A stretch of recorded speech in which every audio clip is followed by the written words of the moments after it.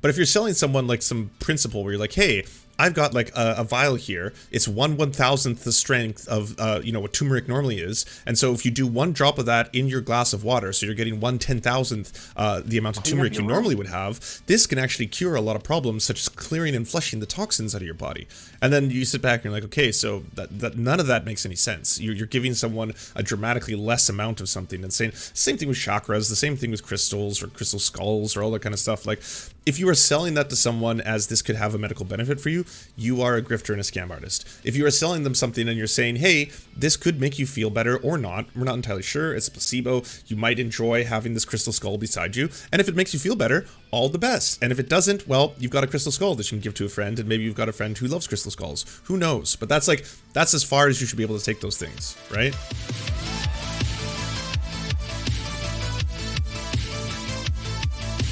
Finally gonna watch this in all its glory.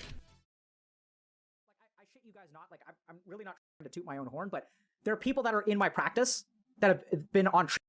Oh, okay, so I should give everyone a background if you don't already know. So, Dr. K is the host of the healthygamer.gg Twitch show, incredibly popular on Twitch, usually gets anywhere between 4 to 10,000 viewers, depending on who he's interviewing. And what the premise of it basically is that A, all the donos and the money raised for it goes towards mental health for gamers, which that is a very noble and great thing.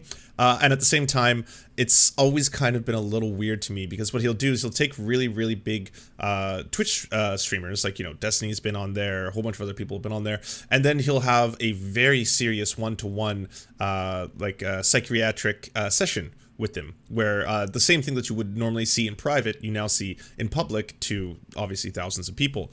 Now, I've heard arguments on both sides being that, like, it's beneficial because a lot of people don't have access to seeing a psychiatrist, so in that way they kind of get to maybe explore things about themselves, and for people who can't afford it otherwise, it does promote healthy mental health awareness in the gaming community. On the other end, you will get moments where people genuinely do begin to just cry and explore some very, very serious parts of their lives, and they're doing that in front of a massive audience. To me, kind of seems like it's always been, that's the part that's kind of been a little, I don't know, icky is kind of the closest thing I can say, but if the benefit, I mean, it is all consensual, people are agreeing to go on the show, and if it does genuinely benefit lots of people in that they are getting important health information that they wouldn't have access to otherwise, then that you could say is, even from, let's say, a utilitarian standpoint, a good thing. The people are willing to come on the show, they're willing to have these sessions to make all these very private parts of their life public, it's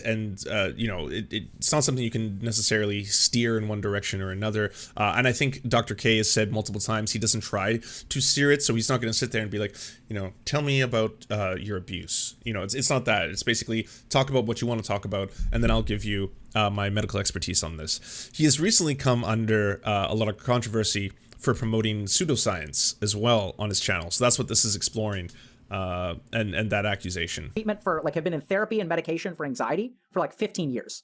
And within 6 months, we're taping them off of medication, they feel fantastic. Why? Is it because I'm a brilliant clinician?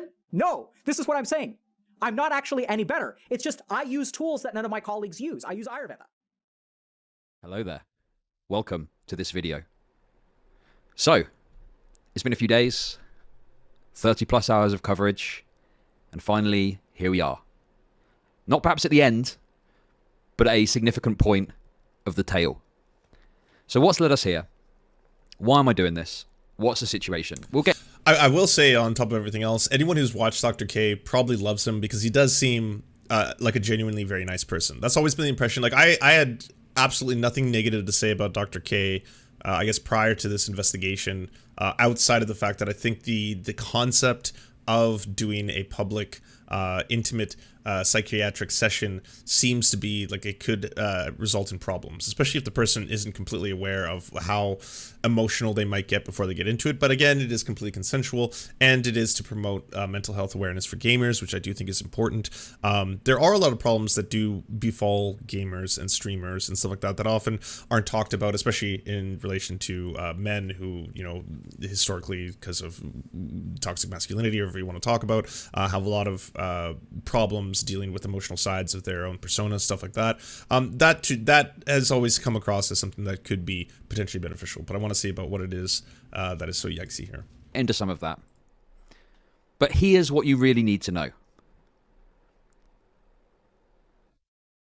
I'm doing this primarily, to be completely honest with you, because I'm a content creator, and that's kind of my job, okay? My job is to make content.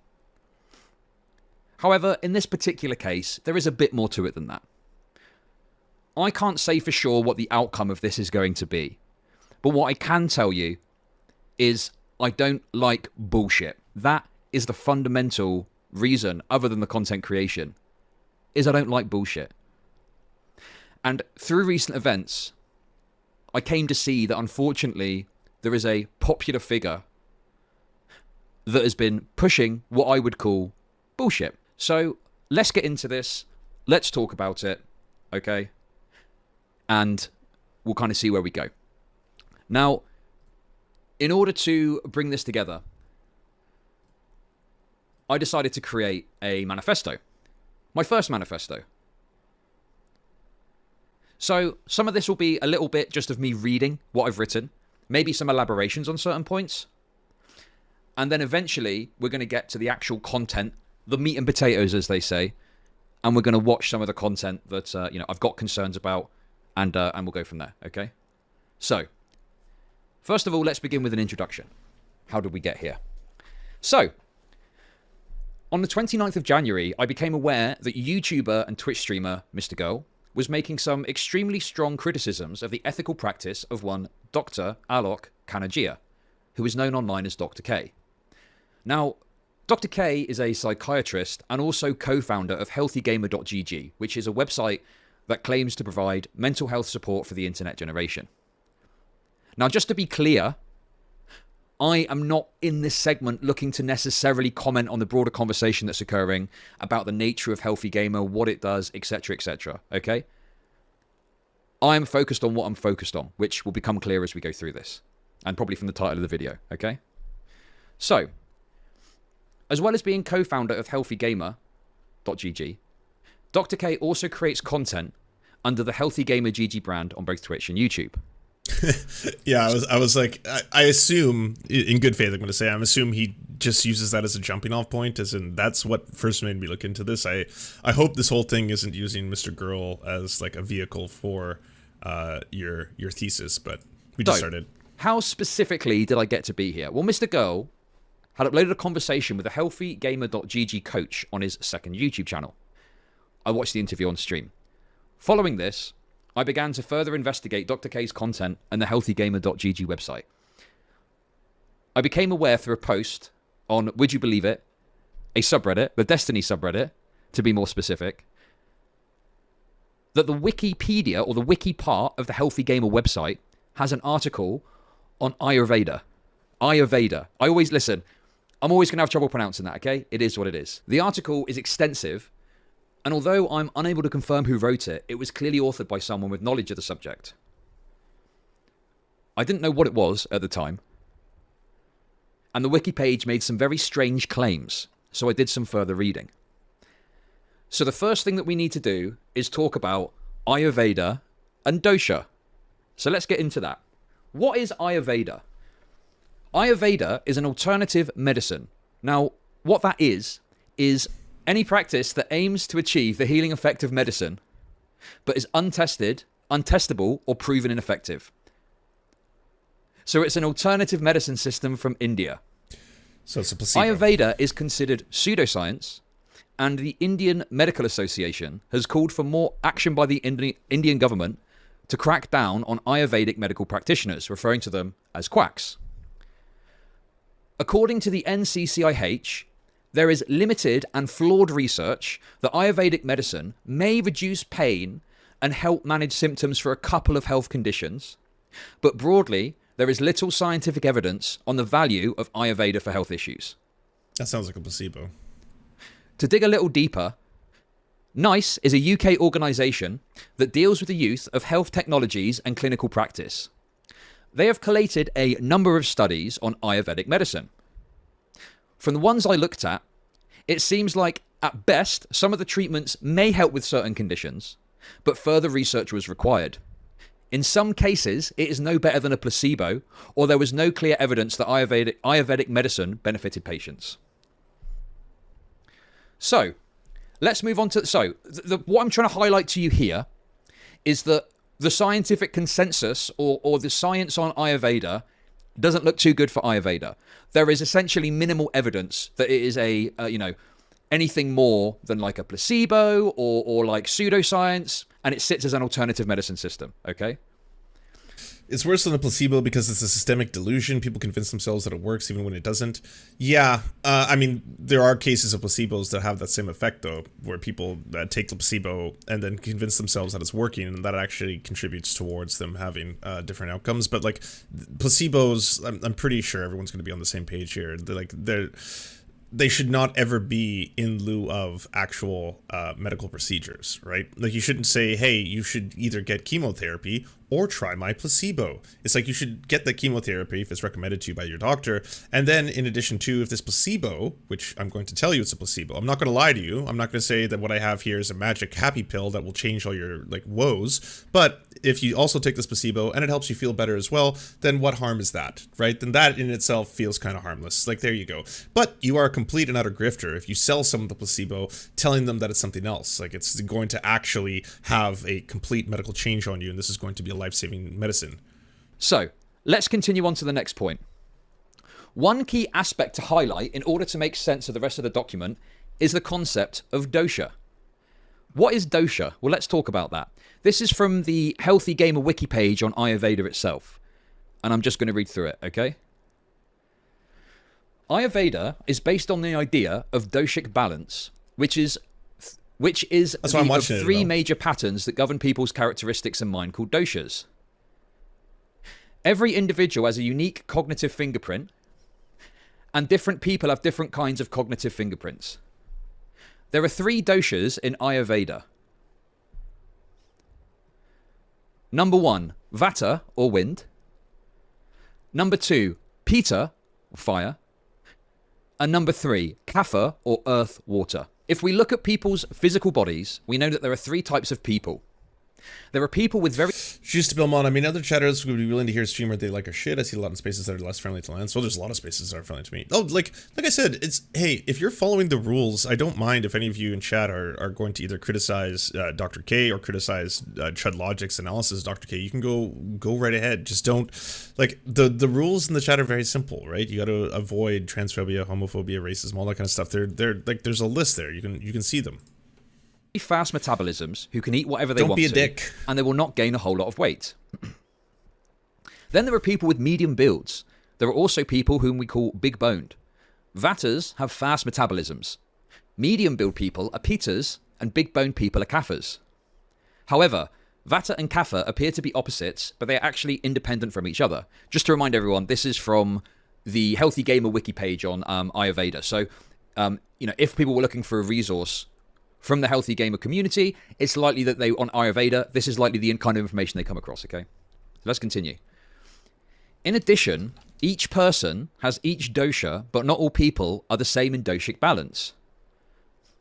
These doshas are like stats in an RPG, where some people can have more of a certain dosha than another person, and therefore more inclined for certain roles or classes. But higher stats do not necessarily mean better outcomes in terms of doshic balance, okay? To get a complete picture of your doshic balance, you should not look for an online quiz, but rather an Ayurvedic physician who will do a complete body-mind analysis, because your Ayurvedic makeup expressed through your genetic makeup.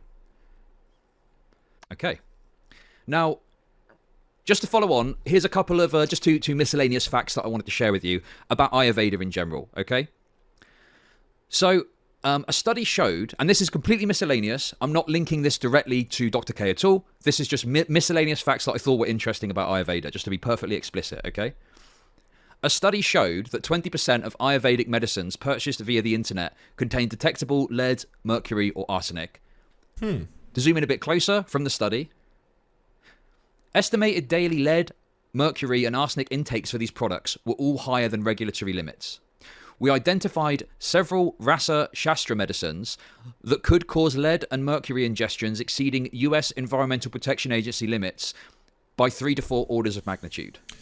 Avel says homeopathic remedies do this too. Children have died from mercury poisoning because of homeopathic medicine. Yeah, and I would be a very strong advocate against choosing to do homeopathic medicine. Like, again, I don't think homeopathic medicine has any benefit outside of a placebo effect. And again, I have a problem if someone is selling someone something and not acknowledging that at best, the best thing this can achieve for you medically is you can get a placebo effect from it. But if you're selling someone like some principle where you're like, hey, I've got like a vial here. It's 1/1000th the strength of what turmeric normally is, and so if you do one drop of that in your glass of water, so you're getting 1/10,000th the amount of turmeric you normally would have. This can actually cure a lot of problems, such as clearing and flushing the toxins out of your body.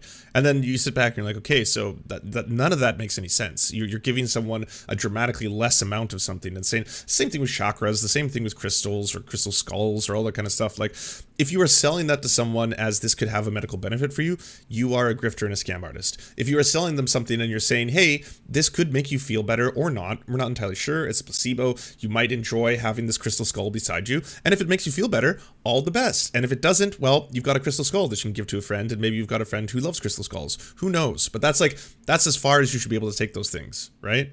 Okay, so that's miscellaneous fact number 1. Now, here's miscellaneous fact number 2.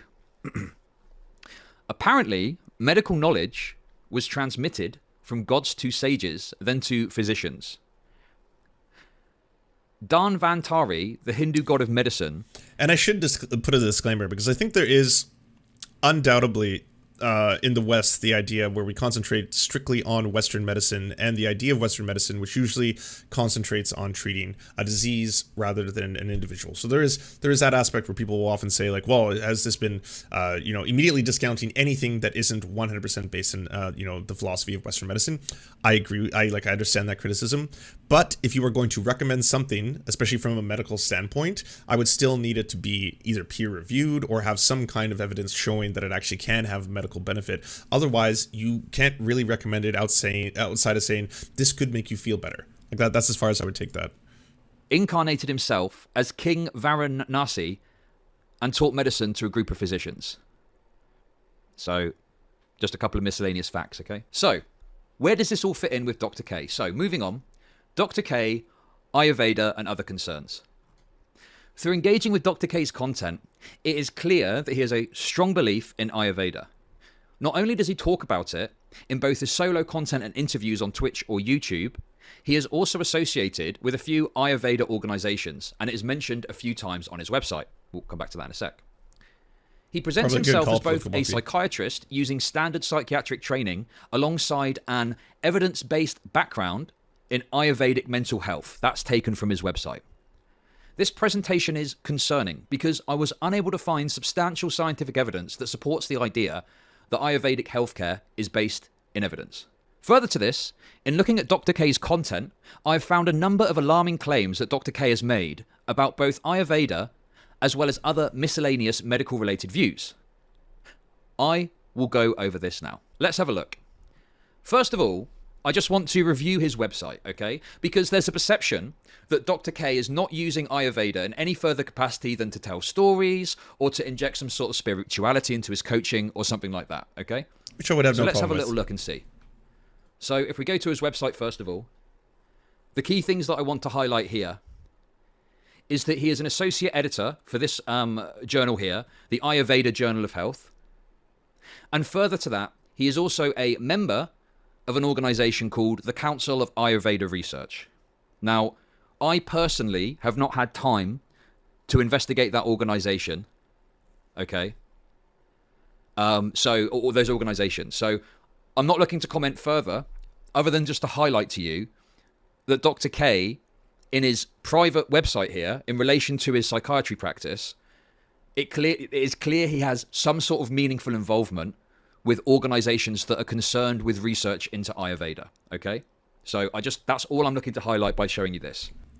So Canadian Color says, from Dr. K's conversation with Destiny, I thought Dr. K made it pretty clear that one of the areas of study were alternative medicines, and what could be taken from these other disciplines were married with traditional medicine practice. Like, Dr. K is a Reiki master and a bunch of other shit, focusing on dosha, which literally means that which can cause problems. Seems a little silly. Well, I mean, we only just started. I want to see where this quote-unquote investigation goes. Now, going back to the manifesto. what I wanted to do here is I've got some clips where I've got more specific things that I want to say. But before we get to that, what I want to do is just give a bit of a baseline. I want to show you the kinds of things and the kinds of points that Dr. K has made in his content in regards to Ayurveda, okay? So, let's watch this first of all. So, we're going to take this big thing, and then we're going to take another thing over here like, diet preferences. Okay? And we're going to combine those two and see if we can come up with something even bigger. So this is how Ayurveda works. Ayurveda says, is there any correlation between someone's memory and the type of skin that they have? Is there any correlation between their mental, like cognitive fingerprint, like, and their weight? Is there any correlation between how constipated they are and how their heart functions? So what Ayurveda tries to do is it takes individual pieces and then it tries to construct patterns. And Western medicine does the opposite. It takes a whole thing, like when someone is sick, and it tries to divide them into its component pieces. So if you have an infection, you've got cough, and you've got fever, and you've got this, and you've got this. Let's treat cough with this. Let's treat fever with this. Let's treat this with, the third symptom with the third thing. And so what happens is, like, over time, as people become sick in Western medicine, they have a lot of targeted treatments for each of their problems. So you've got 2 medications for your blood pressure, you've got 1 medication for your diabetes, you've got an asthma inhaler, and then you've got, like, physical therapy for your knees. And then you also take like Tylenol because you have arthritis. So over time, like what we do is we treat individual things. So we've got like a treatment here, a treatment here, a treatment here, and a treatment here. And so people end up with 4 treatments, right? This is how Western medicine works. What Ayurveda says is there any correlation between this? Is there a broad pattern that we can observe? And if there is that pattern, can we treat this and thereby improve this, and improve this? If we treat sort of the overarching pattern, can we sort of address all of the components at the same time? And so what Ayurveda comes up with over here is something called doshas. So these are elemental balances. So what Ayurveda says is that people who are prone to ulcers are also prone to anger and irritability, and are also of medium build, and also tend to like lose their hair earlier than people who like, so this is something called pitta, okay? So like, anyway, so pitta has some correlated physical and mental characteristics.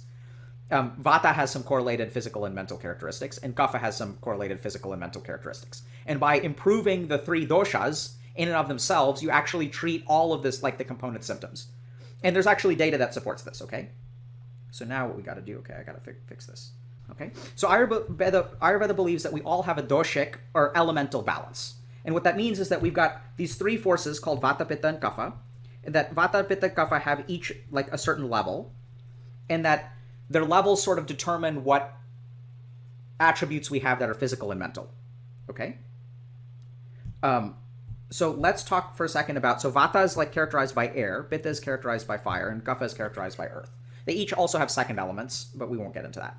So the first thing to understand is like what Ayurvedic physicians observed is they noticed like some people are kind of like air or kind of like the wind. And what that means is that their mental thinking is what I'd call dynamic. So if we think about the wind, like how does what are the properties of wind? So it blows really hard and then it stops. It blows in a different direction. And okay, wow, now you totally lost me. Up until this point, I was like, okay, I'm kind of seeing where you're going with this. I don't necessarily have a strong critique of trying to think that the systems of the body are interconnected. They absolutely are. It is true that Western medicine usually tries to isolate and prescribe things that are specialized towards a particular malady or something like that. But if you start trying to group all of humanity into certain categories based on, these 3, wind, fire, and water, and then say, like that, now it's starting to sound a little bit more like astronomy to me. Stops, and then it blows over here and it blows over there. It can blow hard or it can blow light. It can just, it's just very variable, right? If we compare that to astrology. Like fire, yeah, astrology, not astronomy. No, now I'm getting my astronomy and my astrology mixed up. Well, I mean, a Leo would say that, right? This is typical Leo behavior. Does fire burn in one direction, then randomly turn around and burn in a different direction, and then randomly turn around and burn in a third, and then it stops and starts up again? No. So fire is sort of driven, focused, unidirectional. Right? These are like fundamentally different like properties, like their dynamic ways of kind of thinking. And then they looked at Kapha, which is earth, and they noticed like, okay, there's a third kind of person who doesn't like move in a particular direction in sort of a driven and focused way. They're actually like very stable and constant. So they can also move, like earth can move too. Like, I mean, you can think about, I guess we don't really think about earth moving, but they sort of noticed that there were kind of 3 mental types, and what they tried to do is like assign them certain kinds of elemental values because that's what they saw. So the other thing with Kapha is they're also water. So the other way you can think about, like, water sort of always finds a way. So like I think about Kapha as kind of being earth and water. So water is going to like move slowly and surely. So if you think about the way that like a riverbed changes over time, like a river is going to like cut into the ground beneath it. It's going to be slow and steady. So maybe that's a better way to put it. Slow and steady. Right? So we actually have like 3 sort of mental qualities. So there are those people that are super dynamic and they kind of get excited about things and then they forget about things and then they buy a guitar and then they don't play the guitar. And then there are Pitas who sort of buy a guitar and then kind of like play it for a while and are sort of driven and focused. And then there are Kaphas that are slow and steady. So the decision to buy a guitar happens after months of deliberation. But once you get a guitar, you're going to like practice like every day for years and years and years. So 3 basic like mental approaches, okay? So the other thing about Ayurveda is that each person has a general, like a natural stat in each of these. So your Vata is... So like as someone who's, very new to this, like my initial impression again would be that like I don't understand the concept of kind of grouping people into 3 fundamental categories and then what medical benefit that would have. But again, this is someone who has absolutely zero understanding of medicine outside of like Tylenol make head not feel bad. So what I would then want is someone who could present me with, say, peer-reviewed studies or something that actually analyzes what could be the potential medical benefits to this. Because otherwise, if there isn't medical benefits to this, then you could run into a lot of problems of, having people convinced that they happen to be in a certain, dynamic category. And by virtue of being in that dynamic category, then it means that they are going to be, there's going to be a variety of things they should expect. Like you are like the wind, and because you are like the wind, you could be experiencing this and this is probably because of that. That's where it would actually become, dangerous potentially. Certain number, your Kapha is a certain number, your Pitta is a certain number. And then your diet, your environment, and other factors can actually alter those levels. So you can get Vata buffs and Vata debuffs, and Pitta buffs and Pitta debuffs. Just to be clear, like, we're going to move on to the next video now. I'm not really commenting because I just want to give a baseline. I do have other clips where I've got more commentary to give, okay? So I'm not really looking to comment on this as such. I'm playing it, so you get an understanding of the kinds of things that of Dr. K spoken about in his content, okay? But needless to say, there's obviously more you can watch of this content. It's really just to give you a baseline, okay? So that's the first baseline video that I want to give. Here's the second one, okay? Fundamentally different because Ayurveda like treats a person. It presumes that all human beings are... We need to go back. Sorry, I meant to start this from here. Like, I shit you guys not. Like, I'm really not trying to toot my own horn, but there are people that are in my practice that have been on treatment for, like, have been in therapy and medication for anxiety for, like, 15 years. And within 6 months, we're taping them off of medication. They feel fantastic. Why? Is it because I'm a brilliant clinician? No, this is what I'm saying. I'm not actually any better. It's just I use tools that none of my colleagues use. I use Ayurveda. So Ayurveda. So Ayurveda is traditional Indian medicine and differs from Western medicine in a couple of very important ways. The first thing to understand about Western medicine is that it's about dividing and zooming in. So Western medicine is about classification, zooming in, sub-classification, further classification. So for example, we have different kinds of doctors, right? I'm a psychiatrist, which means in the grand field of medicine, I've zoomed in on the mind and I've specialized in that. And then even further, I'm an addiction psychiatrist. So I zoom in on addictions and I specialize in that. And even more than that, I'm sort of like now becoming more and more of a technology addiction psychiatrist. So I'm like zooming in further and like learning more about technology addiction. So that's how Western medicine works. We sort of divide things into groups like cardiology, nephrology, hepatology, infectious disease, psychiatry, endocrinology, pediatrics, OB-GYN, right? So we divide things into lots and lots of categories, and then we become super specialized in one category. Ayurveda is completely different. Ayurveda is not about zooming in. It's about generating patterns from multiple data points. So it's kind of looking at different dimensions of a person and trying to figure out how can we make correlations based on their physical body about what's going on in their mind.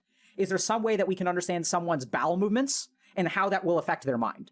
Is there a relationship between how prominent the veins on the back of their hand are? Like, I don't know if you guys can see this, but like my veins are kind of visible. And what that says about their mind. Is there a correlation between how cold their hands and fingers and feet get and their bowel movements? Is there a correlation between their mind and their skin? So Ayurveda looks at like lots of different dimensions of a person and tries to develop an overarching pattern that describes that individual. So that's like fundamentally different from Western medicine, because what we do in Western medicine is we try to break patterns apart and zoom in and understand individual elements. It's like, how does the heart work in this person? What are the principles of the heart? So it's like the exact opposite. One is zooming in and one is building up. The other big difference between Ayurveda and Western medicine is like, if we think about the gold standard of knowledge in each system of medicine. So in Western medicine or allopathic medicine, the standard that we use, the gold standard of our medicine, is something called a randomized controlled trial. This is abbreviated as an RCT. So an example of a randomized controlled trial is I take 10,000 people, and let's say I'm trying to figure out depression. Then what I do is I split them into two groups, a control group and an intervention group. And I give 5,000 people an antidepressant, and I give 5,000 people a sugar pill. Then what I do, the reason we called it controlled is because we try to make the two groups the same. We try to have them have the same socioeconomic status, the same average age, the same gender breakdown. So we try to remove a lot of the individuality so we can isolate the effect of the disease and the treatment. So we're trying to treat depression, not individuals, and we're trying to use randomization and controlling for variables to remove any individuality from the equation. So I'm trying to just look at a disease in isolation and a treatment in isolation and see what the impact of the treatment is on the disease. So what this means practically is that Western medicine is not about treating people, it's about treating diseases. And so that sort of like, if you've sort of trained in Western medicine, you may think that that's the best way, but as you learn clinical medicine, you begin to realize that like people are fundamentally different, right? Like even if I prescribe, I'm a psychiatrist, I prescribe antidepressants from time to time, try to avoid it whenever possible. But one of the things you quickly learn if you prescribe medication is that medication, even though like antidepressants will have a moderate improvement in clinical trials for people, an individual may get better or may not get better at all if you give them an antidepressant. There's a lot of like individuality that enters medicine. The funny thing is that our system of medicine doesn't sort of factor that in.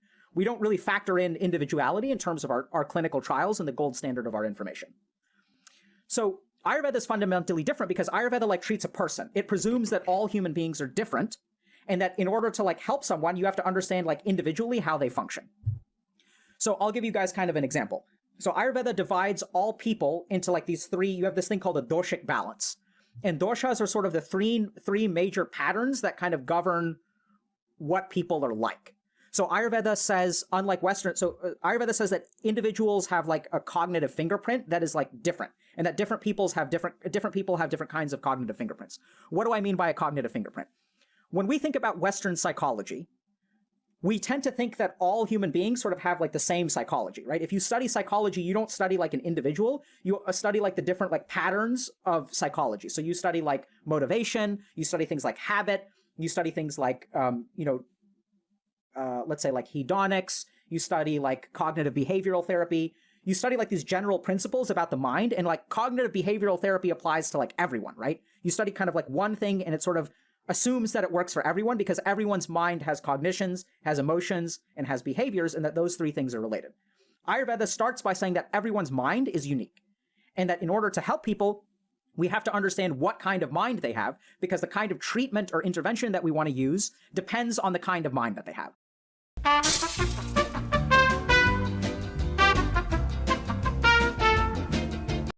Okay.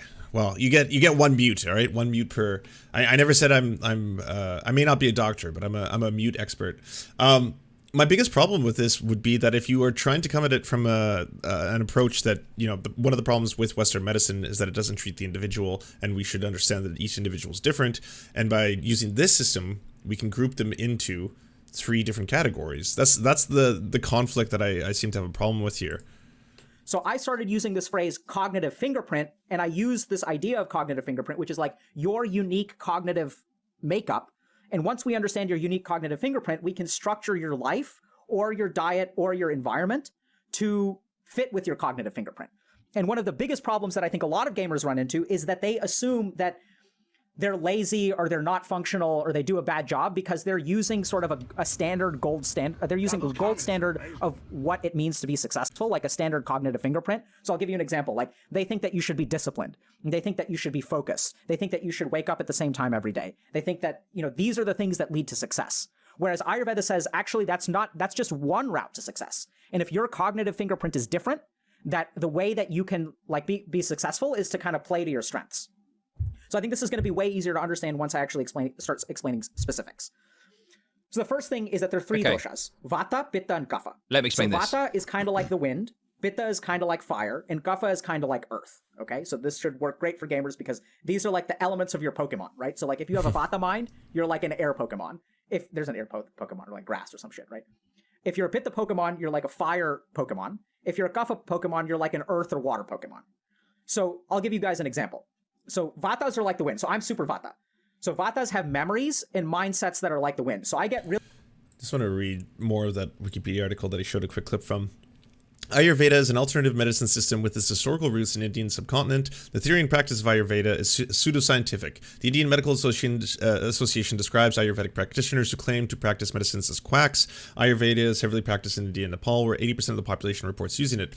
Ayurveda therapies have varied and evolved for almost 2 millennia. Therapies include herbal medicines, special diets, meditation, yoga, massage, laxatives, enemas, and medical oils. Ayurvedic preparations are typically based on complex herbal compounds, minerals, and metal substances, perhaps under the influence of early Indian alchemy. Ancient Ayurveda texts also taught surgical techniques, including rhinoplasty, kidney stone extractions, sutures, and the extraction of foreign objects. The main classical Ayurveda texts begin with the account of the transmission of medical knowledge from the gods to the sages and then to human physics. Ayurveda has been adapted into Western consumption, notably by a couple of figures. In Ayurvedic texts, the dosa balance is emphasized. Suppressing natural urges is considered unhealthy and claimed to lead to illness. Ayurveda treatises describes 3 elemental dosas. This must be 3 learned. They result in health, while imbalance results in disease. Ayurveda treatise divide medicine into 8 canonical components. Ayurveda practitioners had commonly developed various medical preparations and surgical procedures from the beginning of the common era. There is no good evidence that Ayurveda is effective for treating any disease. Some Ayurvedic preparations have been found to contain lead, mercury, and arsenic, substances known to be harmful to humans. A 2008 study, close to 21% of the US and Indian manufactured patients' Ayurvedic medicines sold through the internet were found to contain toxic levels of heavy metals, specifically lead, mercury, and arsenic. So I haven't seen anything that shows Dr. K specifically recommending those components or like those specific medicines. Really passionate very easily. Like I'm like a gust of wind. So I get super excited and I say that I'm going to teach about Ayurveda today. And I get super hyped up about it. And I blow really hard about Ayurveda. And then like a week later, just like the wind, I just randomly die down. So my mind gets super excited about stuff and then like randomly dies down. Okay. So I get excited about Look, stuff. I don't want to sit and watch the whole thing. This, as I said to you, the purpose of this was just to play some, extended clips of him talking about this stuff. Okay. I'm not really looking to particularly comment on it or talk about it in any detail because there's specific things where I've, been able to dig into it a bit more and look at it. But that's just kind of like, I guess, a baseline of the kind of things he says when he's speaking about this stuff in his content previously. Okay. So let's continue on to the next point, okay? Let's continue on to the next point. So, first of all, I want to play this. To the people in chat talking about, like, what about psychoanalysis and other stuff like that? I mean, that's not the topic at hand. I'm trying to just concentrate on this one expose. So this is a video. Well, we'll play the video and we'll go from there. 2 important caveats, which is one is that like it's not just a framework for introspection. That's how we're using it in these cases, absolutely. And it has all of the shortcomings of that. But it does appear that your Ayurvedic dosha actually correlates with genetics and other kinds of things, which were, I can go into more detail. But, even for example, like some of my Ayurvedic colleagues in India have been able to predict complications of COVID based on the dosha of the patient. So COVID is one thing, right? But whether this person needs ICU stuff or they have cognitive stuff or they have GI symptoms from COVID appears to correlate with their Ayurvedic dosha, which is incredibly fascinating, right? So unfortunately, studies haven't really been published on this yet. We'll see if they ever kind of get published. Yeah, that's getting into a little yikesy territory. That, like, physicians are able to sort of predict, okay, does this person need to watch out for stroke? Does this person need to watch out for GI complications, cognitive complications, or respiratory complications? Because COVID can cause all kinds of random crap in random people. But if you really think about it, I know it sounds kind of weird, but there's absolutely biology and science that leads to a complication of COVID. It's not random. It's not true. So I mean, with this one, I kind of hope it speaks for itself, really. Yeah, it does. I'm not really sure, like, you know, he claims that Ayurvedic practitioner is able to predict COVID outcomes, and then says, I'm paraphrasing, but then he says something along the lines of like, hopefully some studies come out to demonstrate this. I mean, he's making a specific. There is a danger, especially if you have a massive platform like Dr. K in stating things like that. Medical claim in regards to COVID based on Ayurvedic dosha, and he's admitting that he's got literally nothing to back it up. So that's the comment on that one that I've got. Okay. So let's move on to the next clip. What do I think about homeopathy? So I think homeopathy has less biological plausibility than Ayurveda. There's a reason why I chose to study Ayurveda instead of homeopathy. The clinical evidence is like mixed. I don't put a whole lot of stock into it. It's kind of bizarre, but there is some clinical evidence behind it. But the scientific plausibility is just really makes no sense, which doesn't mean that it isn't true. It could mean that we don't really understand as much, right? So for thousands of years, or like not thousands of years, but 60 years ago, medical professionals did not understand the mechanism. They didn't see a way in which meditation could be used as a treatment for depression. They didn't understand. I don't understand. Like, you have to talk to people's feelings to make them feel better. I don't understand how sitting down and chanting Om for 30 minutes is going to help someone's depression. There's no like psychology. Like, Freud would have been confused, right? Because he's like, where's the Oedipal complex? Where's the oral phase? Where's the anal phase? Where's the phallic phase? It's an understanding of these things and dealing with these issues that helps you treat depression. How on earth could sitting there and chanting something for 30 minutes treat depression? So just because science does not understand something does not mean it is not real. It just means that we don't understand it, which is something that scientists tend to forget a lot, right? So there's like a camp of people who say that once something becomes verified, it becomes medicine, and therefore medicine is defined as what works. And if it is not medicine, then it is alternative medicine, and alternative medicine doesn't work. Once you study something, once you study alternative medicine and you verify that it works, it becomes medicine. Therefore, medicine is defined by what works. So this is a common argument for people who are like kind of anti-alternative medicine, right? They're like, medicine is what works. Yeah, I just like the problem with the way you're doing that is that it's setting it up in that this could potentially be medically beneficial until proven otherwise is the problem with that framing. Because I think at this point, most people have understood that there isn't a medical benefit to homeopathic medicine. Like outside of the placebo effect, there's not really a demonstrable advantage to using that to treat any illness. And so my question is, if we go back 100 years and people were meditating for depression, is it a part of medicine or not? Because we have no scientific evidence that it works. So then it's not a part of medicine, right? And then the question becomes, if it's not a part of medicine, did meditation help people with depression 100 years ago? And the answer to that question is yes, which then means that alternative medicine works. So like the whole argument kind of falls apart. So this is where we kind of, when we go back to homeopathy, like I don't see a whole lot of biological plausibility. I don't think that the treatments, the evidence that I've seen for homeopathy is not as strong as it is for Ayurveda. Like, for example, ashwagandha is an Ayurvedic herb that has been shown to, clear beta amyloid, which is one of the things that causes dementia from the brain. And like Ayurvedic folks have been using ashwagandha for like neurological health and psychological health for thousands of years. And so we have like scientific verification of their methods. Whereas the problem with homeopathy, for those of you who don't know, is they like do serial dilutions. So what they do is like, I'm going to take like, a drop of ashwagandha and put it in 100 drops of water and shake it around.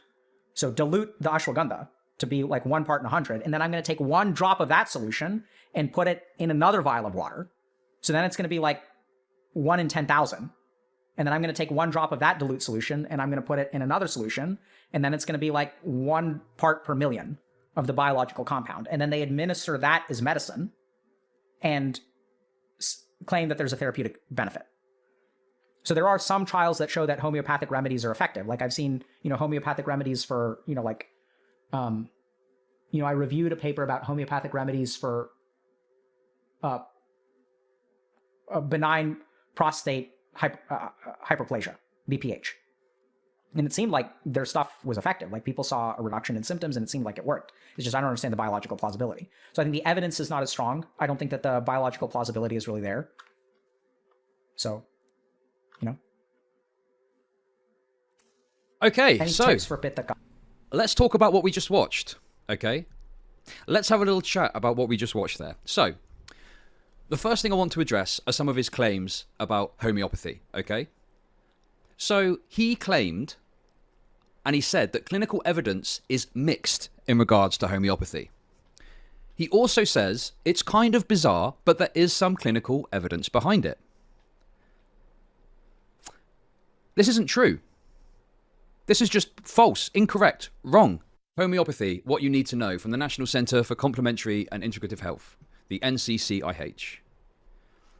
There's little evidence to support homeopathy as an effective treatment for any specific medical condition. Okay? Now, obviously, being from the UK, I thought I couldn't resist including something from the NHS. So what does the NHS have to say about this? Does homeopathy work? There's been extensive investigation of the effectiveness of homeopathy. There's no good quality evidence that homeopathy is effective as a treatment for any health condition. So this is obviously just taking a piece of the puzzle, okay? So I would recommend, and this is all linked in the document. I'm going to share the document, okay? You're more than welcome to look at my sources, to review what I've put in there, and so on, okay? So this was a study that was conducted by the UK government in regards to homeopathy, okay? So like I say, by all means, you're welcome to look at this yourself and any of the sources that I've provided and, you know, respond to them, etc., whatever, okay? So this section here is in regards to the evidence. So our expectation of the evidence base relevant to the government policies on the provision of homeopathy is straightforward. We would expect the government to have a view on the efficacy of homeopathy so as to inform its policy on the NHS funding and provision of homeopathy. I think it's disingenuous if we're going to go down the road of him, you know, recommending homeopathy when we can easily disprove that homeopathy is effective for anything beyond the placebo effect. I don't know if that was necessarily the statement that he made there. He was saying that, like, I didn't consider that like an outright endorsement of homeopathy, but I do agree with Chud that, like, I mean, just outright homeopathy should be understood to be nothing more than, like, at best a placebo effect. At worst, in a massive waste of your money. When he's talking about the herbal supplement ashwagandha, I don't know anything about ashwagandha yet. It's something that, again, I'd have to read up and see if there is any, like, you know, there are studies, it seems, that talk about it. But if you were to, if it turns out that ashwagandha, just as a herb, has, you know, biological effects on the human body, which it very well could. The same thing could be said about, like, green tea, right? I don't know if you can then use that as a defense for recommending this alternative medicine system, which has been, as far as what I can see and sourced, overwhelmingly disproved as being, you know, or sorry, overwhelmingly proved as just being pseudoscientific. If you were to isolate, like, one herb from that and say, well, this one herb does have biological effects, therefore it gives more weight and credibility to this entire system that I'm trying to talk about here. That I don't think is genuine either. Such a view should be based on the best available evidence, that is, rigorous randomized controlled trials and meta-analysis and systematic reviews of RCTs. If the effects of homeopathy can be primarily attributed to the placebo effect, we would expect the government to have a view on the ethics. This is the meta-study he's talking about? 28 studies were selected based upon the inclusion and exclusion criteria. Applicable inhibited the neurological abnormalities due to oxidative stress in the rodent brain produced by different physical and chemical stimuli. It also significantly restored the altered oxidative and other stress markers in different parts of the rodent brain. The systematic review provides scientific evidence for the traditional claim that ashwagandha, different name here, used in neurological ailments. However, future clinical trials are mandated to establish the therapeutic efficacy and safety in human beings. So on rats, it is shown to be effective. And again, I could walk away from that thinking that, like, if you were capable of demonstrating that there was something that has its history in this, you know, particular practice that also does have demonstrable effects on the human body, that doesn't in turn then prove the rest of the system as like a scientific method. The prescribing placebos. So it goes into further detail here. I don't want to read through all of this, okay? But I'll just read the conclusions just to give you an idea. But like I say, I strongly recommend you go and read this yourself, okay? So, we conclude that the principle of like cures like is theoretically weak. It fails to provide a credible physiological mode of action for homeopathic products. We note that this is the settled view of medical science. We consider the notion that ultra dilutions can maintain an imprint of substances previously dissolved in them to be scientifically implausible. Evidence of efficacy. In our view, the systematic reviews and meta-analyses conclusively demonstrate that homeopathic products perform no better than placebos. We regret that advocates of homeopathy... Does that lib Pablo Bear 8 want to debate? I didn't understand that. I was like, people must have a different idea of what show this is. I guess because like if you're watching, I don't know, another streamer who's just like the entirety of their stream is like taking viewer calls the whole time, then like every other streamer apparently is just going to be totally down with derailing their stream to entertain one person who's like, I demand an audience right now. You must platform me immediately, put me on, or ban me. You get two choices. You may ban me or put me on. It's like, okay. Including in their As submissions to our inquiry, Debate me, bro. choose Debate to rely me. on and promulgate selective approaches to the treatment of the evidence base, as this risks confusing or misleading the public, the media, and policymakers. There has been enough testing of homeopathy and plenty of evidence showing that it is not efficacious. And this goes on about funding, because obviously that's to do with the NHS, okay? And I could go on, but hopefully you get the point. I do not understand how a doctor would look at the evidence that exists, the clinical evidence of homeopathy, and come to the conclusion that it is mixed. That is absurd. Completely and totally absurd. There is no scientific good quality evidence that exists that would allow a doctor to claim that the clinical evidence is mixed. Also, I'd like to note, here, there are some trials that show that homeopathic remedies are effective. He then goes on to claim he reviewed a paper for benign prostate hyperplasia that showed that homeopathic remedy had an impact. Obviously, I would need to know specifically what he was talking about, but based on what I've seen, it's highly unlikely to be the case.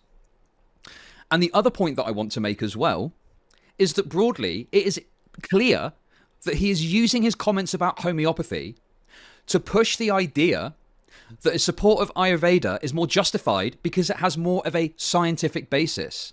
As discussed earlier, there is little evidence to back this claim up. Moving on. Let's have a look at this. So this is a video from Dr. K on the placebo effect. Let's just watch this first of all. Okay. And the fact that these three things are connected, that what I think affects my brain, which in turn affects the function of my immune system. Yep. And this is a really key point, because when we talk about healing or improvement, the other cool thing, which I think you've stumbled upon, is that if you want to make a biological change in your body, your mind is capable of doing that. Yep. And the really important thing to understand here is, I want everyone to really think about this because it blows my fucking mind. You guys know in cancer, in clinical trials on cancer, what they do is they take two people with cancer, they take like 100 people with cancer, and they gave 50 of them chemotherapy, which is drugs that travel in your body to cancer and kill cancerous cells. They give other 50 people, this isn't precisely true, but they give other people placebo. So placebo is not a real thing, it's like a sugar pill. And the interesting thing is that in these clinical trials, people who get, when they determine the efficacy of the drug, the way they determine it is how much did it outperform placebo. That's the standard. It's not how much did it work, it's how much did it outperform placebo. Which means that if you look at a clinical trial in cancer, what's actually happening is there are people who are getting better, their cancer is shrinking on like MRIs, but they're not taking real medicine. Okay. So that is staggering, Yeah. right? So this means that like placebo, and there's But they're basically describing the placebo effect. Like, yeah, there's evidences, like, that has happened before. That doesn't mean in any way that a placebo should be either recommended or used to treat cancer. a really fascinating Ted Chuck, who has done a lot of placebo research. And the crazy thing that he's discovered is you can even give a placebo to someone and you can tell them, I am giving you a placebo. This is not real medicine. But I have this huge pile of evidence which shows that even if you take a placebo, you will still get better. And do you know what happens when he gives those people placebo? And then he tells them, I believe that even though this is a sugar pill, I think that your rheumatoid arthritis is going to get better. Pewee, do you know what happens to those people when he gives them a sugar pill? It gets better. It does get better, even if they know it's a placebo. Yeah. I'm not surprised. That blows my fucking mind. Yeah, but the correlation does not equal causation there. Like, it's not the sugar pill itself that is actually helping the person or shrinking a tumor. Like, there's so many factors that could contribute to towards why that person's tumor shrunk, and none of them are because they took a sugar pill. Right? So now I'm getting off on a tangent because, like, what is placebo? Placebo is just all of the mechanisms of the human body and mind that we do not scientifically understand. Exactly. But placebo actually gets people better. In cancer clinical trials, in rheumatoid arthritis clinical trials, depression clinical trials, but that's like waffly because depression is in the mind and it's not really real anyway. But you can look at physical illnesses like diabetes and stuff, and you can give people placebo and they actually get better. Yep. It's mind-blowing. Okay, that's really bad. So what this means is that in the same way that we can have an emotional attack that's going to affect your neurochemistry, affect your energy level, we can also do things on an emotional level that will bolster your physical self, your energetic self, your intellectual self. And we can also do emotional processing, which is what a lot of therapy is about, but we can also do something called jnana yoga, which is contemplation. So that's a little bit different from actually just processing someone's emotions. Both of them sort of happen in therapy, but in therapy, we don't really separate out the intellectual mind from the emotional mind. But the yogis tell us that contemplation and reflection, which is, I think, most of what you've been doing. We've got to the main point of what I wanted to get to there. So let's talk a bit about that, okay? So the first thing I want to address is this here. And obviously, you know, the question arises, doesn't it seem a bit weird that they would use like placebo in clinical cancer trials? Because if you're giving someone a placebo, like there's no evidence that that's going to like deal with the cancer. The use of placebo. Yeah, like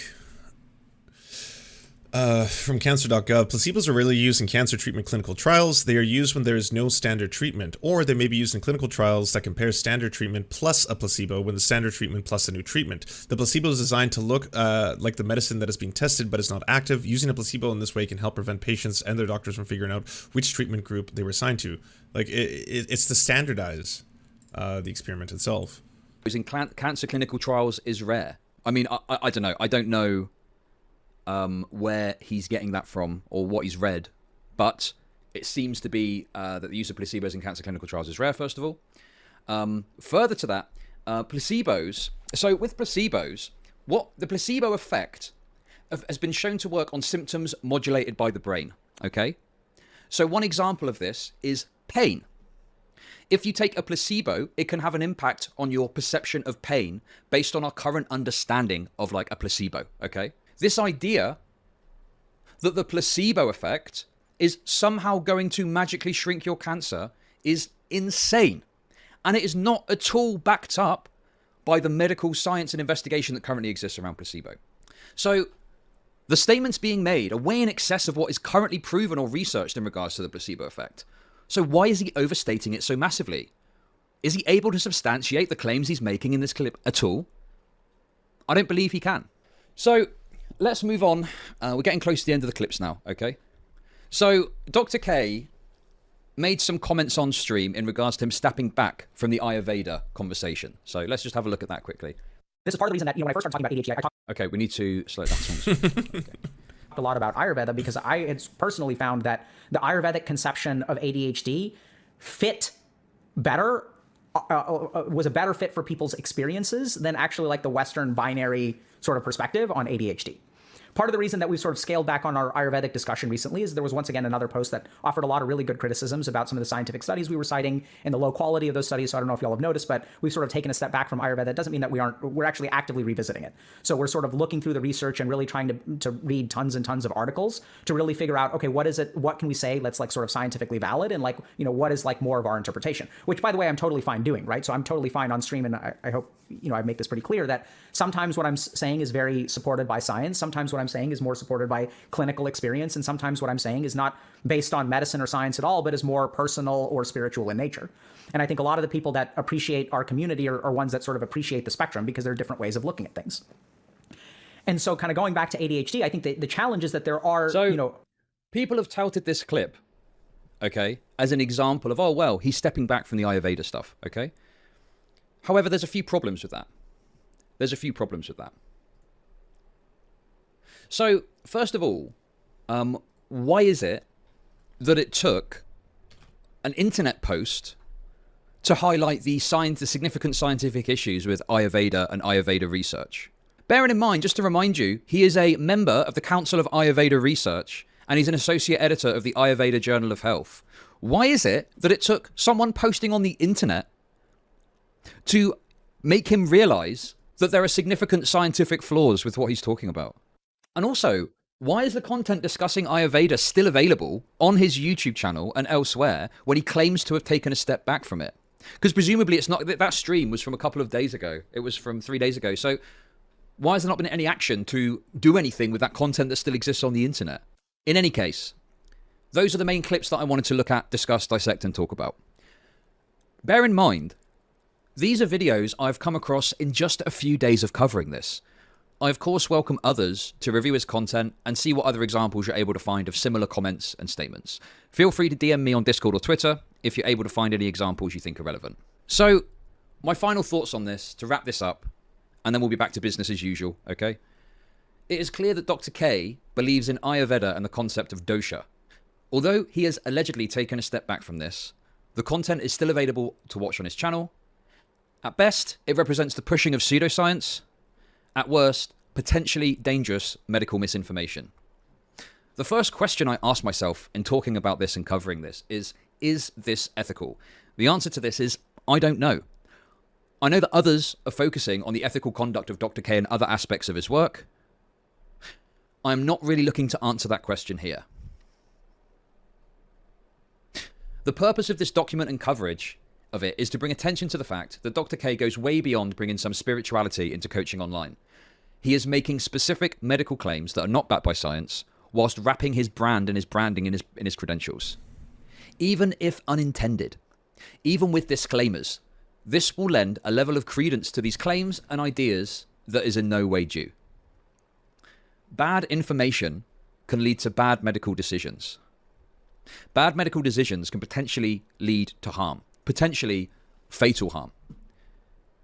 And this is a study that looked at essentially people that engage with complementary medicine and what relation, if any, that has to refusal of conventional cancer therapy. I'd welcome you to read through this. And again, I'm not suggesting that what Dr. K is doing is as bad as this, but I'm using it as an example to demonstrate what the possible consequences are of acting on bad information that leads to bad decisions about medicine, okay? In this study, patients who received complementary medicine were more likely to refuse additional CTV, which is conventional cancer treatment, and at a higher risk of death. The results suggest that mortality risk associated with complementary medicine was mediated by the refusal of CCT. So, again, by all means, the sources are there to look at and to discuss and dissect, etc. Okay, I'm not saying that Dr. K is doing this level in what he's doing. That might be a little bit of poisoning the well. Yeah, I'd say all in, what Chud has found here is definitely some very problematic clips. And definitely clips that, like, I would rather see Dr. K address the COVID-19 one more than anything else, as well as the placebo effect one. Because I think these do warrant criticism, and they do warrant some kind of a response in that maybe a clarification and or, if nothing else, for people who do follow or listen to Dr. K specifically, because there is obviously a danger. Like, someone like me who comes onto the show, you know that, like, I'm a basement barrel, dumpster fire comedian, Twitch streamer who's reading you the news, doing my best to correct myself when I fuck up, but for the most part, trying to give you my opinion, my analysis of the stuff that's happening around the world. That's kind of what the show is. That and the dancing and the musical breaks and all that kind of stuff. Oh, speaking of which, we have to have a musical break pretty soon. We're almost to. You know how Hassan has an ad break every hour on the hour? We have a musical break every hour on the hour. So we're getting pretty close to that. But anyways, there is definitely a responsibility if you're coming on to a platform and you are a massive streamer, and obviously you're coming from it as a doctor as well, and the medical information that you provide will most likely be taken by the people who listen to you and who trust you as being an authority on the subject. Because again, beyond the parasocial relationship that exists, there's that other dynamic that, of course, you are someone who's advocating for certain things. And for the most part, again, my history with Dr. K, or at least watching him, is that he's always come across as a very positive, well-spirited person who seems to want the best to keep gamers healthy. But yeah, there's no question that there is some very, very dangerous statements being made in the clips that Chud has found. And I think, if nothing else, they at the very least warrant clarification. That's where I would put that. I think they do warrant some form of a statement to say either that when I'm specifically discussing the placebo effect, I've never once and or would never recommend that be something that is done in lieu of actual treatment for chemotherapy, or sorry, chemotherapy is a treatment, but actual treatment for cancer or something to that effect. Yeah. People are going to watch you look up leftist stuff. People are going to watch Dr. K and look up pseudoscience. Actually taking action is another thing. Yeah, it's true, but that, like, I criticize other content creators all the time if they're spreading dangerous misinformation that I know to be falsifiable, such as, when you've got Steven Crowder trying to talk about how putting children on hormone therapy is child abuse and will actually result in dangerous outcomes, where it's the exact opposite of that. Like, the vast majority of people who do experience gender dysphoria and who seek treatment for it often have good outcomes, and it does help their gender dysphoria, and it does reduce the amount of people who might experience suicidal ideation. So if he's coming out and he's saying that, then that is a dangerous thing. I mean, the same principle applies to someone who might be saying that the placebo effect can be a beneficial treatment for shrinking tumor or stuff of that nature. That's not what he's saying. I'm horrifyingly paraphrasing him, but I'm just saying the yiceyness of those clips does warrant some further clarification. That being said, yes, Chud logic is Chud logic. He's a drama streamer. He's not a doctor. So I wouldn't mind actually speaking to, in addition to talking about this, speaking to someone who is an expert in the field, because again, anything I'm saying is just based on, my limited knowledge of homeopathy, which is that I believe it to be a placebo effect at best and a massive scam at worst, and a dangerous massive scam at worst, and everything therein, right? That would most likely be it. This could be something that Rebecca Watson could do. Yeah, Rebecca Watson would be an interesting person to explore it, for sure. Like, I just, on its surface, I it's tough, because I do have a problem with people just discounting anything that isn't Western medicine or Western philosophy or any school of thought that hasn't based in, grounded in that kind of a body of work. So there's that aspect of it, but just hearing the description of the dosha and how we can basically characterize humans into three main categories, and that at the same time the system also is about the individual, but it also lumps everyone into three main categories based on earth, wind, and fire. That to me also sounds confusing at the very least.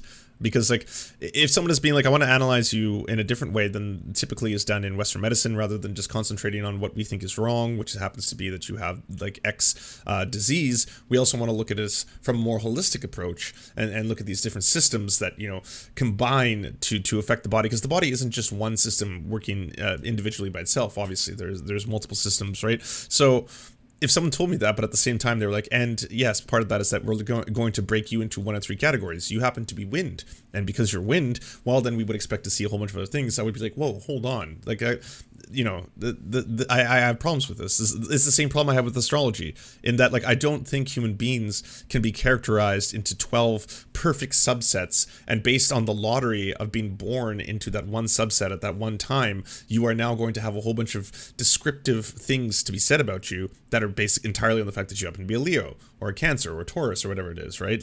It falls into that same thing for me. When the wiki page legit says that Ayurveda doctors are quacks, that shows that it's in Western medicine, saying it is sus. Well, the Wikipedia page definitely seems to think and describe this as absolute pseudoscience, and it seems like there's a lot of links in that article itself that point to other things. Your dosha can be mixed, though, like fire and wind. You can change your dosha levels if you want. If it turned out that, that whole, analysis of the human body and how it works is done in a sense that it may seem a little unusual to someone who hasn't heard of it before, but at the same time it is reflective of things that can be demonstratable in a double-blind test, that would be very different, right? Okay, let me just see these. I'm gonna do that thing where I click on the links and not the Wikipedia article. So the first is from Pseudoscience, a Conspiracy Against Science. Ayurveda, traditional Indian medicine, is the subject of more than a dozen, with some of these scholarly journals devoted to Ayurveda alone. For example, the International Ayurvedic Medical Journal. Amongst others, Ayurveda is, and some other pseudoscience, for example, the ambitiously titled Journal of Ayush, the Ayurveda, Yoga, Unani, and Siddha, and Homeopathy. The most current Ayurveda research can be classified as tooth fairy science, research that accepts as premise something that is not scientifically known to exist. Ayurveda is a long-standing system of beliefs and traditions, but its claims to have effects are not scientifically proven. Most Ayurveda researchers might as well be studying the tooth fairy.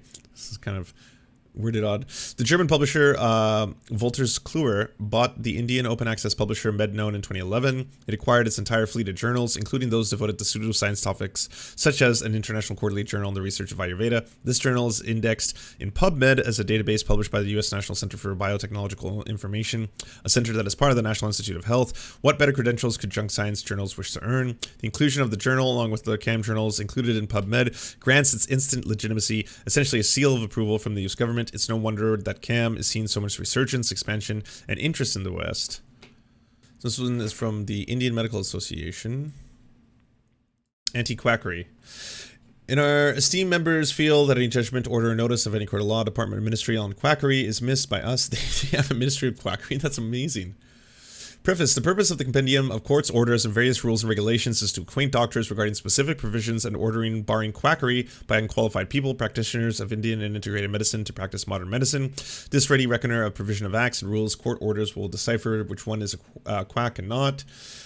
Quacks can be divided into three basic categories under number 1, quacks with no qualification whatsoever, practitioners of Indian medicine, Ayurvedic, Siddha, Tib, Unani, homeopathy, naturopathy, commonly called Ayush, who are not qualified to practice modern medicine, practitioners of so-called integrated medicine, alternative systems of medicine, electrohomeopathy, Indioalopy, and terms do not exist in any act. So there's a huge lack of awareness among state governments, the legislature, judiciary, and even doctors themselves regarding the threat to the nation's health from quackery about non-entitlement practitioners of Indian medicine who are practicing modern medicine.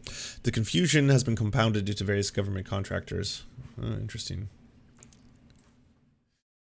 Yeah, I guess I would file it under unscientifically proven pseudoscience at this time. And yeah, I'd say probably...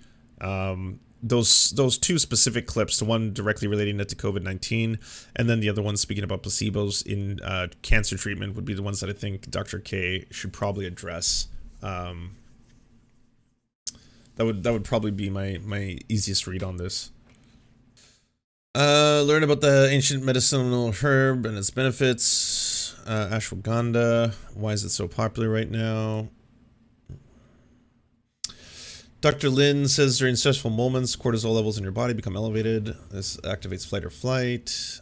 Why shouldn't you take ashwagandha? Well, yeah, my point with ashwagandha would be this. If ashwagandha is shown through scientific investigation, and we saw that it had proven benefits to mice, I think, in that last meta study, that is different than you can't take a herb that does have biological effects on humans and then use that herb as a basis for proving your alternative method system that you're also trying to advocate for, right? Like that would be like me saying, again, like green tea was also studied by people who recommend astrology, and because green tea does have proven biological impacts on the human body, then I can extrapolate that astrology is actually has some basis in scientific reality, because again, I've done that correlation, right? Like I'm not denying at all that ashwagandha could have biological effects on people, but remember, it won't solve all your problems. Well, nothing does. Yeah, like the same thing could be said about mushroom studies. Like mushrooms are shown to have incredibly beneficial effects to people who've experienced PTSD, as have a lot of hallucinogens, and that's something that like is now some people are just starting to come to, the scientific community is just starting to come to terms with that. And now the same thing with MDMA, right? They're starting to do double-blind studies on the effects of MDMA and whether or not it has a potential benefit to people who have experienced trauma or PTSD in their lives. To then take that and say, because mushrooms are also part of ancient beliefs and cultures, then we must now give some validity to this entire spirituality or this entire spiritual analysis of human beings as a result of the fact that mushrooms themselves have shown to have biological effects. That's the part that I would have problems with, is combining the two. Oh, I do have one last thing I need to do. So I did a review of Dr. K's thing. I went through it, but afterwards I was like, well, I wouldn't mind bringing some of this to a psychologist. So I did, and I presented some of this to a psychologist who is not going to be giving their full name, I suppose, for an anonymity. But I will tell you that the psychologist actually backs up some of the claims that Chud Logic was making in the video. And these are the specific critiques and points. From the 3 minutes to the 15-minute section, the manifesto begins. The critique of Ayurveda by Chud is pretty interesting by itself. It's a traditional grilling of esoteric metaphysics, like Jung or horoscope. To repeat my previous caveat, traditional or alternative medicine certainly has some merit to them. Highlighting the merits simply is clearly beyond the purpose of the video or this commentary, but it's my impression that Dr. K's use of it is kind of an opportunistic grift. From the 16-minute mark to the 22-minute mark, his critique of Western medicine is worth taking into account, but only in the sense that it correctly identifies our science's concerns with treating diseases versus treating people as an incorrect approach. I'm sure you can find a handy parallel to see where I'm getting at this when you look at the critique of dietary practices in America. Can't have a one-size-fits-all approach. His solution are much more lacking than the current system that it has in place. From the 22-minute mark to the 31-minute mark, here he gives an anecdote of the benefits of using tools none of his colleagues uses, and goes on with rants about Western medicine. He specifically mentions cases where he got patients off and clarifies a little bit on his epistemics. He mentions CBT and correctly points out that traditional Western psychology theory of the mind is unsophisticated, but then he barrels off a cliff with his claim that instead we're a mix of 3 different essences, poketypes, and so on. 31 minutes to the 44 minutes. Here he makes his own COVID claim, other BS. I wasn't really sure this was a grift, but this convinced me. He also makes a false equivalence between general skepticism and homeopathy, with skepticism for Ayurveda. Sad. Chud Logic breaks this down pretty effectively. 44 minutes to 50 minutes placebo claims and chemotherapy skepticism. I'm going to be honest, not a good look, fam. So, yeah, the official review from a psychologist that I spoke to who wishes to remain anonymous has also backed up Chud Logic's claims that the Dr. K stuff is pretty yikesy, and yeah, I think warrants a response from healthy gamers or Dr. K himself in some regard, to be completely honest, because it's the same thing that if you had you know, a medical professional who was on these platforms and is consistently talking to you about, hey, by the way, just so you know, this isn't you know, medically tested, but I have known this to be effective blank, but I'm also not advocating for it, but I have also seen this to have medical potential. There is a danger to that.